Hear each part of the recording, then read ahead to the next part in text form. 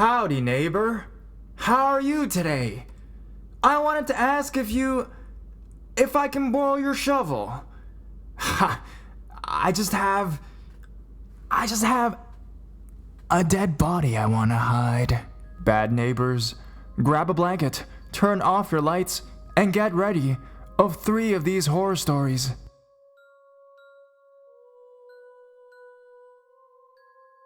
Creepy used to be neighbor.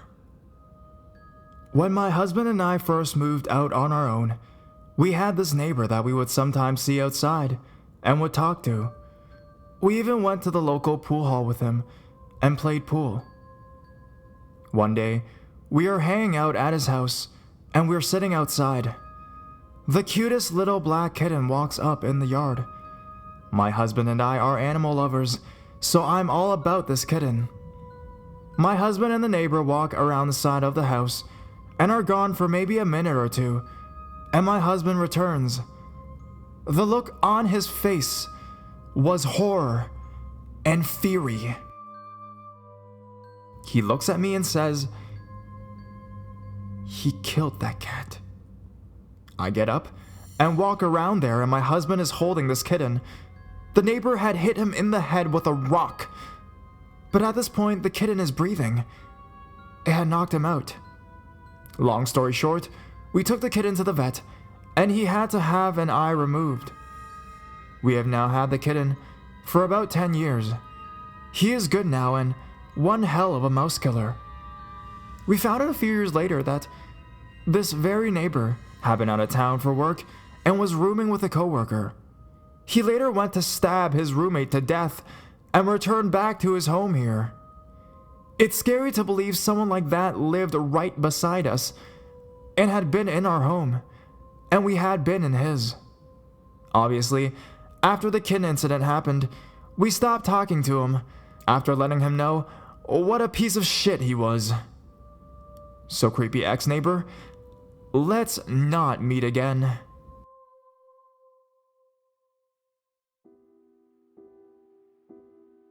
Mike, the criminally insane neighbor.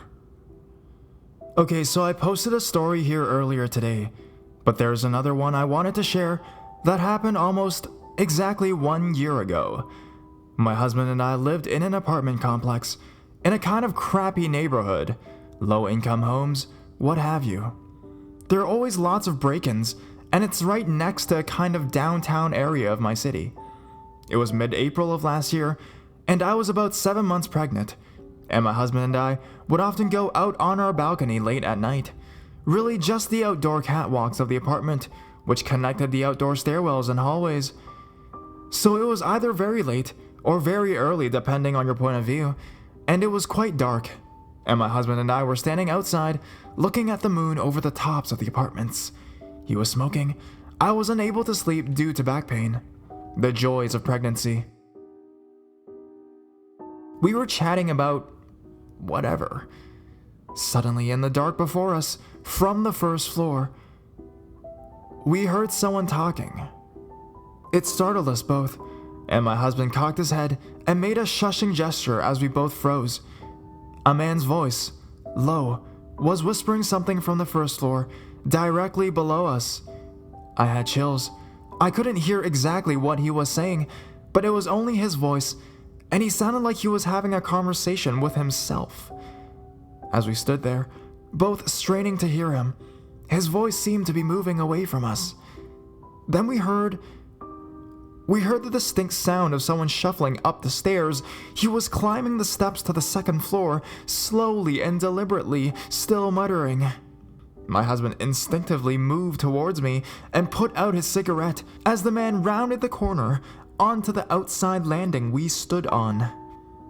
He was maybe 35 or 40 years old, but he looked aged in a way. It was a way I can't really describe. His hair was prematurely gray. He looked really tired at first glance because of his body language. But his eyes were frantic. My husband later told me that he seemed like he was high on meth. My husband wasn't a very good kid. He was also, unexpectedly, walking a dog, a very pretty blue heeler. He walked right towards us, and my husband stepped in front of me protectively.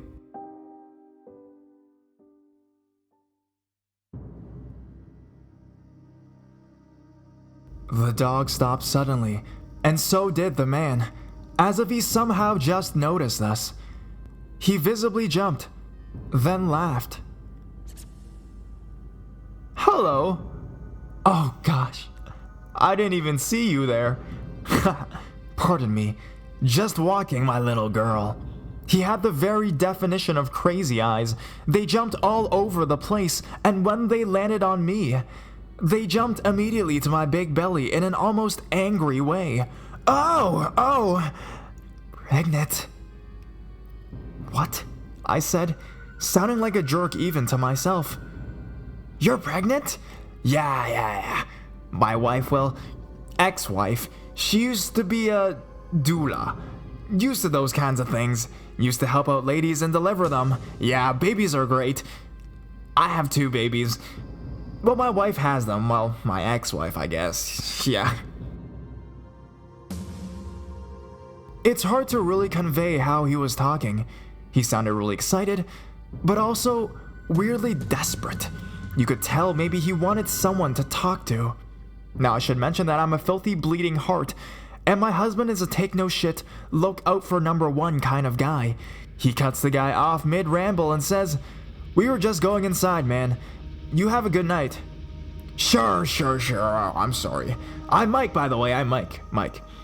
He sticks his hand out, and I shake it. His hands are soaking wet. I almost immediately yank my hand back, and he doesn't even notice. He takes the dog leash and is twisting it weirdly. Every muscle inside of my body is screaming for me to get away from this man. Instead, I tell him my name. At this point, my husband grabs my arm and yanks me towards our apartment, past Mike and the pretty dog. I rattle to the door, and as I open it, look back. Mike is watching me very intently. Once we get inside, we lock the door and talk about him. My husband is insisting he was on meth. He also mentions that it's weird that he's walking his dog upstairs at 3 a.m. when we knew he didn't live in our building. I wrote the guy off as a creepy drug addict, brought my shotgun into the bedroom, and fell asleep. 3 nights later, we are outside again. The building across the street from us is another apartment building, and moments after we walk outside, Mike comes out, staring right at us, walking his dog. He is smiling weird. He's headed for the stairs. We wave and go inside and lock the door again. 2 days after that, I'm getting out of my car at around 4 p.m., and he appears pretty much at my trunk. 1 second I was grabbing my stuff to get up, and the next second he was standing there. There was no dog this time. He engages me in this weird conversation about how he knows my little girl is gonna be beautiful, just like me, and how lucky I am, how I'd have to never ever get divorced because it ruins people's lives. I can tell he is extremely depressed. He says his daughter and wife left him only a few months ago. My husband yells for me from the balcony, and I make a lame excuse and leave Mike to his weird, jittery self. Husband interrogated me on what I said and warned me to just stay away from him. That night, there is a knock at my door. I check my phone, and it's seriously like 3:30 a.m. I have a lot of stupid neighbors that like to get wasted, so I decided to see if they would knock again. They do, this time more urgently. Feeling hot, fat, pregnant, and tired, I poke my husband with my foot and tell him someone is at the door. He continues snoring loudly. I resign myself to getting out of bed. I threw on a robe and trotted out to the front door. Just before I unlocked it, I froze. Something told me to check the people. An unexplained feeling of dread washed over me. Slowly, I peeked through. At first, I didn't even know what I was looking at. I squinted and tried to focus my vision. Something didn't look right. It didn't look like the hallway. I rubbed my eyes and looked again. The realization that I was staring directly into Mike's eye hit me. And I swear it felt like liquid ice in my veins. My stomach was in my feet. My breath caught. My hands immediately started pouring sweat. I jumped back from the door and started stumbling backwards. I backed into a wall and hit my head. I tried catching my breath. Mike knocked again and called my name softly, like he didn't want to wake anyone, like he knew I was there. He probably did.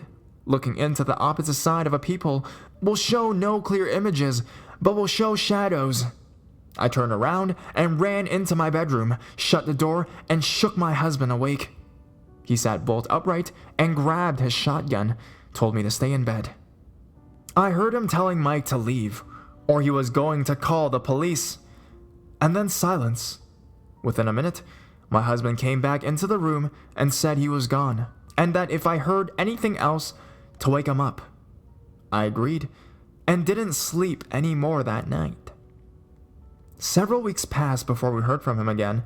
In fact, we'd all but forgotten about him, until our car got broken into. The cops showed up to collect evidence, and we told them about Mike, about his creepy behavior, and how we suspected him of doing it. They seemed confused until we mentioned his dog, and then the officer paled. He asked for a full description of Mike. He wanted a statement. Mike got picked up 2 nights after the people incident for aggravated sexual assault on a pregnant woman in her own home, 2 buildings down from us. He had extremely bad PTSD from his time in the corpse and was also a meth abuser, just like my husband said. So glad I checked that stupid peephole.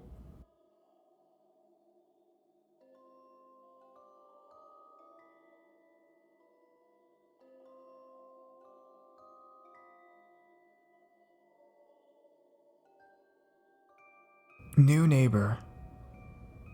I was in my early 20s, and my boyfriend and I were having issues, so we tried an unusual sort of separation. It was complicated by the fact that we had a young son and didn't want to make things tough for him. So the compromise was that I got a flat about a 10-minute drive away, and the ex took time off work to look after our son. Every day, he'd pick me up from work or the flat, and we'd spend the evening with our boy. Then he'd drive me home after I put him to bed. A few minutes after I moved in, I was laying on the couch, watching TV while I waited for my ex to pick me up.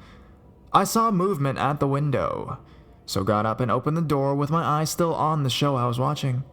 But it wasn't my ex at the door. It was a man I didn't know, who was about my height, with dark hair and wide staring eyes. He looked jumpy, like he'd been startled, which it turns out he had.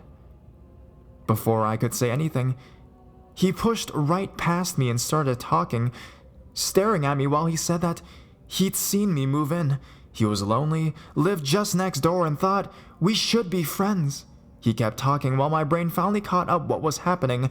I was alone with an unknown but pushy and very strange guy, who, as a bonus I noticed, had his fly down. I realized with horror what the movement at the window had been. I was suddenly very scared, and I tried to figure out how to get away from him. I started backing towards the door, but for every step I took away from him, he took 1 step towards me.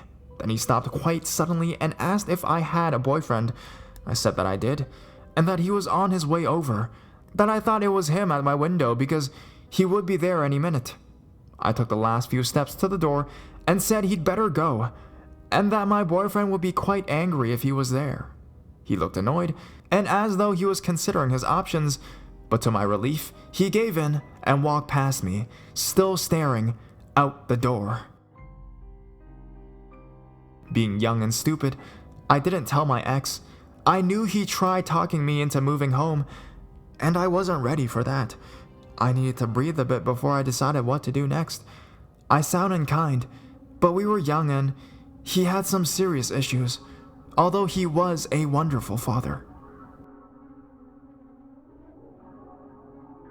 In the next few weeks, I started finding gifts on my doorstep. Weird things like camping gear, pottery, and kids' jewelry.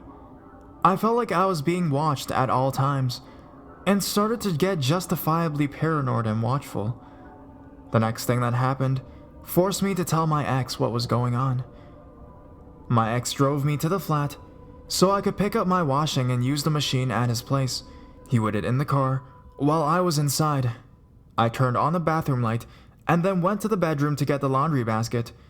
When I went back into the bathroom to collect towels, something red caught my eye. There was someone at the window, watching me. As I pretended to be focused on my task, I realized that his shirt was red and that his face was pressed so that it reached the space at the top of the window where there was no glass, only mesh so that steam could get out. I left the light on as I took the basket outside, walking as calmly as I could, then wrenched open the car door to tell my ex about the guy at the bathroom window. He jumped from the car yelling, ran through the flat, and out the back door screaming bloody murder. This, of course, gave the peeper plenty of time to make his getaway, although he chased them a block or two before losing his pursuer. My ex tried to talk me into coming home, but I told him I needed more time and he agreed to that as long as the police were involved. They came, took a report, and checked in on me over the next little while, before things escalated dramatically and I realized they couldn't keep me safe when they weren't there. They spoke to my immediate neighbors, but were unable to find this guy, but I hoped their presence would scare him off for a while. Unsurprisingly, I had trouble sleeping, but I had finally drifted off around 3 in the morning when a loud noise woke me. I started and was looking around me for the source of noise when I heard something else. The window next to my bed was being slid open from the outside. I froze in fear, then heard more movement and watched in terror as a person, a man, heaved himself up onto the window ledge. I heard the grunt of effort as he did it and could see his silhouette through the blinds. I was snapped out of inaction when it hit me that I was in real trouble, that I would be at least seriously assaulted if I didn't fight back. And I started getting angry too, thinking that he could try to attack me, but that I intended to fuck him up in the attempt. What bloody right did he have? He stopped moving for a moment on the windowsill, and I realized that he was listening. I started frantically feeling for things on my bedside table. I was too panicked to run to the kitchen for a knife, but I came up with a deodorant bottle, then a coat hanger. I was trying to make it straight when he moved again, but to my surprise, he jumped down from the window and started running. I heard a clang as he dropped something made of metal, crowbar that used to jimmy open the window, a pause as he picked it up, and then more running. He didn't like victims awake, I suppose. I got up and slammed that window shut, then found something that I could shove it in to keep it closed. Given that the latch didn't work, I turned on the lights and walked around in circles, swearing for a bit, adrenaline making me jumpy and pumped up. The next morning, I left and only went back to pack my stuff, not on my own though. An epilogue about 6 months later. I was at my next place, this time with my son, which made me very more wary and protective as well. When I got my mail one day, in the mailbox was a photograph of a rabbit made of flowers. I told myself that someone had put it there as a joke. But who? Who even has photos of flower rabbits? And who else did I know that would leave really strange gifts for me? I started getting nervous again, rationalized that it was nothing to do with my stalker, and thankfully, that was it. Never heard from him again, although the police never worked out who he was. I still like to think that I would have fucked him up, but I'm so grateful that I didn't have to find out.